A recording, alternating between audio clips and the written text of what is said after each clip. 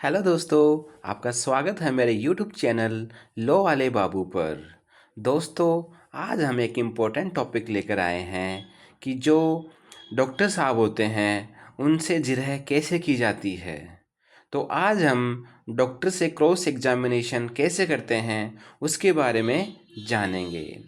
तो दोस्तों, सबसे पहले आपको ये पता होना चाहिए कि डॉक्टर को जिरह के लिए क्यों बुलाते हैं, उनके बयान क्यों ज़रूरी होते हैं। क्योंकि दोस्तों, जो पूरा केस होता है वो पूरी तरह से डॉक्टर की जिरह पर ही डिपेंड करता है। डॉक्टर साहब ही डिसाइड करते हैं कि जो चोटें आई हैं पीड़ित को वो गंभीर चोटें हैं या फिर वो साधारण चोटें हैं।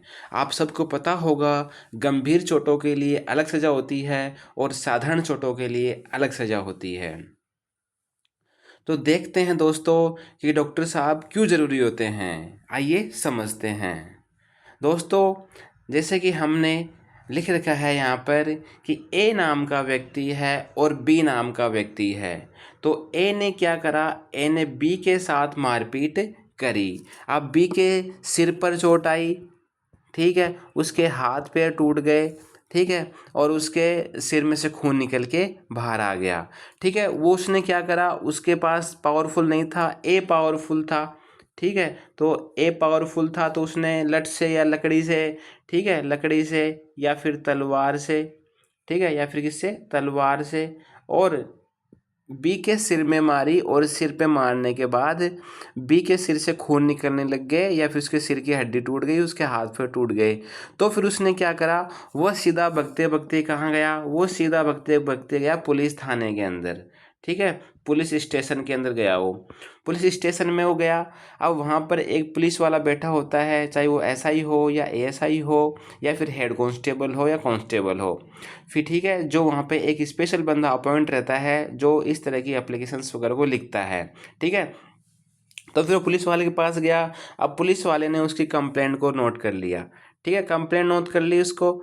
ठीक है, कंप्लेंट नोट कर ली। नोट करने के बाद में क्या करेगा, वह क्या करेगा, उसकी चोटों का मुआवना कराने के लिए डॉक्टर के पास जाएगा।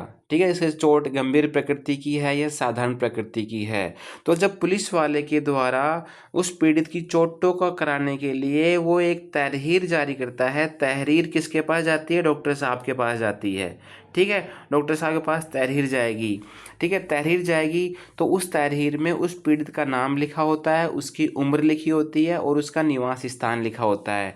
ठीक है, फिर डॉक्टर साहब के पास वो तहरीर आती है। उस तहरीर के आधार पर डॉक्टर साहब उस बंदे का चेकअप करते हैं, उसका मेडिकल करते हैं। ठीक है दोस्तों, उम्मीद है आपको यहाँ तक समझ में आया होगा।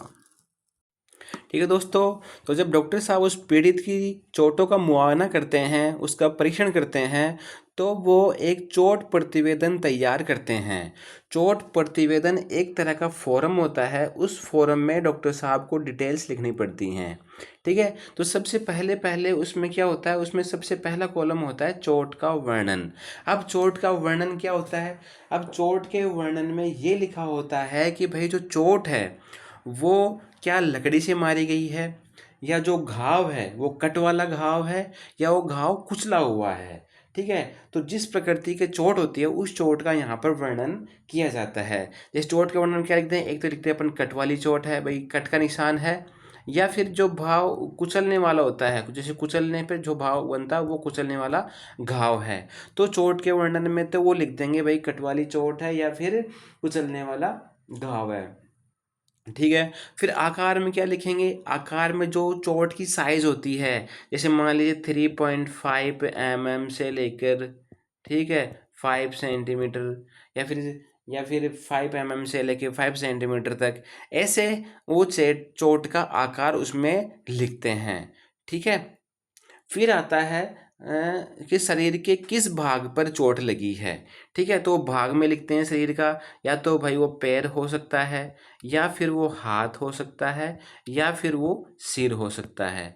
ठीक है, वो सारी चीज़ें इसमें लिखेंगे। फिर उसमें 4th नंबर कॉलम आता है कि जो चोट है वो साधारण प्रकृति की है या गंभीर प्रकृति के है। ठीक है, गंभीर प्रकृति में क्या आता है, देखो साधारण प्रकृति में तो क्या आता है, थप्पड़ मार दिया, ठीक है, किसी को छेड़ दिया, आंगली लगा दी, ठीक है, वो वे तो हो गए साधारण प्रकृति, धक्का दे दिया, उसको गिरा दिया, नीचे गिरा दिया, ठीक है, वो तो हो गई साधारण प्रकृति की। और गंभीर प्रकृति क्या होती है, जैसे किसी का सिर फोड़ दिया, ठीक है, सिर में से खून निकलने लग गया, हाथ तोड़ दिया, पैर तोड़ दिया, ठीक है, लहूलुहान कर दिया, उसको बोलते हैं गंभीर प्रकृति की चोट है। ठीक है दोस्तों, फिर 5वां नंबर आता है कि दोस्तों जो वो हथियार होता है उसका क्या, कौन सी प्रकार का हथियार है, क्या वह लकड़ी है, ठीक है, क्या वह लकड़ी है, क्या वह तलवार है, ठीक है, क्या वह चाकू है, ठीक है। और चाकू कैसे है, मतलब वो घाव की साइज देखने के बाद और घाव को पहचानने के बाद में डॉक्टर साहब ये बताते हैं कि ये जो घाव है या तो चाकू से आया हुआ है,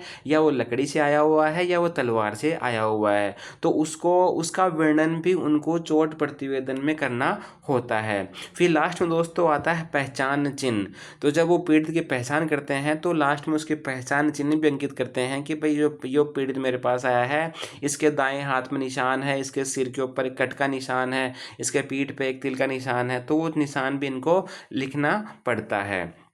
फिर लास्ट में दोस्तों उसके पास अगर उसने एक्सरे वगैरह करवाया है तो फिर उसकी रिपोर्ट भी साथ में उसके संलग्न कर दी जाती है। इस तरह से डॉक्टर साहब अपने जो पीड़ित उनके पास आता है पुलिस के द्वारा लाया हुआ, उसका एक चोट प्रतिवेदन तैयार करते हैं, और जो चोट प्रतिवेदन तैयार किया गया है इसको पुलिस वाले को दी जाती है। ठीक है, फिर वो उस कॉपी को अपनी पत्रावली में लगाता है और फिर न्यायालय के अंदर उस जो चोट प्रतिवेदन है इसके ऊपर जिरह की जाती है, और वो जिरह करने के लिए उन डॉक्टर साहब को न्यायालय में बुलाया जाता है। उम्मीद है आपको यहाँ तक समझ में आया होगा।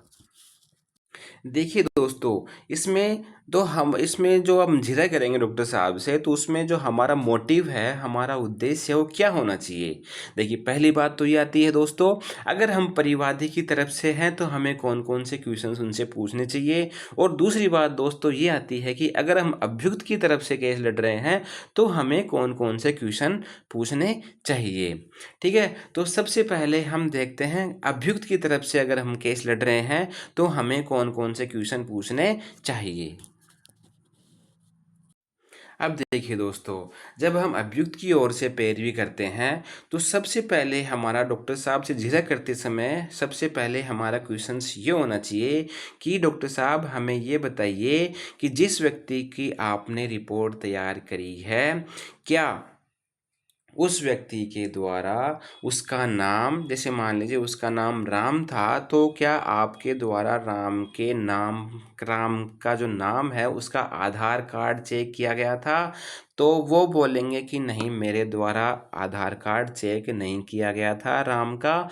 ठीक है, तो फिर उसे ये बोलेंगे कि क्या डॉक्टर साहब ये कहना सही होगा कि आपने राम का आधार कार्ड चेक नहीं किया, तो आप ये नहीं कह सकते कि आपके द्वारा राम का ही मेडिकल किया गया था, या किसी पुलिस वाले के द्वारा किसी अन्य व्यक्ति को लाकर आपके सामने पेश कर दिया गया हो राम का नाम लेकर, और आपने उसका मेडिकल कर दिया, यह कहना सही है। तो फिर डॉक्टर साहब उसमें कंफ्यूज हो जाएंगे, क्योंकि उनके पास इसका कोई जवाब नहीं है, क्योंकि अधिकतर केस में देखा गया है कि डॉक्टर के द्वारा पीड़ित का आधार कार्ड वगैरह नाम अता पता नहीं पूछा जाता। जो पुलिस की जो तहरीर होती है उस तहरीर की रिपोर्ट के आधार पर ही उसका मेडिकल कर दिया जाता है। दूसरी बात आती है दोस्तों, हमारा मेन मोटिव होता है कि जो रिपोर्ट होती है, जो मेडिकल रिपोर्ट होती है, जो चोट प्रतिवेदन होता है, उसको गलत साबित करना। ठीक है, गलत साबित कैसे करना है देखते हैं। दूसरी बात दोस्तों ये पूछनी है कि जो पीड़ित के जो चोटें आई हैं वो क्या किसी हथियार से ही कारित की जा सकती है, अन्य तरीके से कारित नहीं की जा सकती। तो डॉक्टर साहब बोलेंगे कि जी हाँ, वो अन्य तरीके से भी कारित की जा सकती है। क्या डॉक्टर साहब आप श्योर हैं कि ये जो चोटें आई हैं या लकड़ी से या तलवार से ही आई है, अन्य तरीके से नहीं आई है। तो वो ये बोलेंगे कि नहीं, मैं श्योर नहीं हूँ, ये चोटें अन्य तरीके से भी कारित की जा सकती है। ठीक है। फिर दूसरी बात उनमें ये पूछनी है कि डॉक्टर साहब क्या, पहले तो आपको अभियुक्त से पूछ लेना है कि भाई तुमने चोट कहाँ कहाँ मारी है। ठीक है, वो बोलेगा भाई मैंने तो सिर में चोट मारी है। फिर वो जो पीड़ित बोलेगा भाई मेरे तो पूरे हाथ पैर तोड़ दिए, सिर तोड़ दिया, वो तो बढ़ा चढ़ा के लिखाएगा। तो पहले आपको अभियुक्त को बोलना है कि भैया तुम्हारी जो सच सच बात है मेरे को बता दो, उसके आधार पर ही आपको उससे क्वेश्चन पूछने हैं। फिर इस तरह से हो जाएगा। फिर क्या बोलना है कि फिर जो तीसरा लास्ट क्वेश्चन आता है कि क्या डॉक्टर साहब ये कहना सही होगा कि जो चोटें काट की गई है वो अन्य तरीके से भी आ सकती है। ठीक है, फिर डॉक्टर साहब बोलेंगे जी हाँ सही है, चोटें अन्य तरीके से भी आ जा सकती है। फिर एक रामबाण है जो सबसे मोस्ट मोस्ट क्वेश्चन होता है, तो वो ये पूछना है कि क्या डॉक्टर साहब यह कहना सही होगा कि जो ये चोटें पीड़ित की आई हैं ये गिरने पड़ने से भी संभव है। तो वो बोलेंगे हाँ जी ये चोटें गिरने पड़ने से भी संभव है। अगर आपको वो ये बात बोल देगा तो वो बात आपके पक्ष में हो सकती है। ठीक है, आपको मेनली यही बात उनके मुंह से निकलवानी है। ठीक है दोस्तों अब कुछ सावधानी की बात कर लेते हैं कि भाई क्या सावधानी रखनी चाहिए हमें डॉक्टर से झिड़क करते समय। देखिए दोस्तों, डॉक्टर तो क्या होता है कि अधिकतर जब न्यायालय में आता है तो उसके पास बहुत सारा काम रहता है। तो वो आते ही आपको ये बोलेगा वकील साहब मेरे को जल्दी से जल्द फ्री कर दीजिए। तो आपको ये बोलना है डॉक्टर साहब मैं भी आपको जल्द से जल्द फ्री करना चाहता हूँ। तो जो मेरा जो क्वेश्चन है आप उनका सही से जवाब दे दीजिएगा, आप जो को मैं जल्दी फ्री कर दूंगा। नॉर्मली ये देखा गया है कि वो जो वकील साहब बोलते हैं डॉक्टर साहब उसमें हाँ में हाँ मिला के जल्द से फ्री होके चले जाते हैं। लेकिन कई दोस्त तो डॉक्टर ऐसे आते हैं जो ऐड दिखाते हैं, जो चिढ़ते हैं, जो जलन की भावना रखते हैं, जो अपने आप को होशियार समझते हैं। तो दोस्तों सबसे पहले ऐसे डॉक्टरों से निपटने के लिए आपको क्या करना है कि जब एपीपी साहब जब उनकी चीफ लिखा रहे होते हैं उस चीफ को वो क्या करते हैं कि देख देख के लिखते हैं। तो सबसे पहली बात तो आपको वहीं उनका विरोध करना है कि न्यायाधीश को बोलना है कि श्रीमान जी डॉक्टर साहब पूरी फाइल को एक बार पढ़ लीजिए अच्छे से, ठीक है, देख लें, लेकिन चीफ कराते समय वो फाइल को हाथ नहीं लगाएंगे, फाइल में देख देख के हर एक चीज़ नहीं लिखाएंगे। तो आपको सबसे पहला पॉइंट ये करना है, अगर कोई डॉक्टर आपसे ऐड करता है तो आपको उसको फाइल देखने अलाउ नहीं है।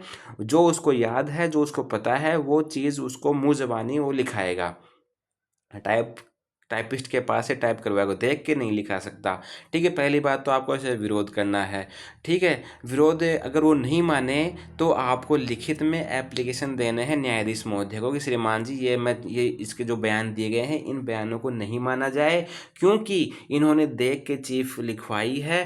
ठीक है, देख के बयान दिए हैं, इन बयानों को नहीं गिना जाएगा, इनको दोबारा उसको नेक्स्ट पेशी को उनको बुलाना पड़ेगा। ठीक है, तो ऐसा करेंगे तो न्यायाधीश महोदय आपकी बात मान जाएंगे और वो उसको मना करेंगे कि तुम फाइल देखकर इसमें बयान मत दो।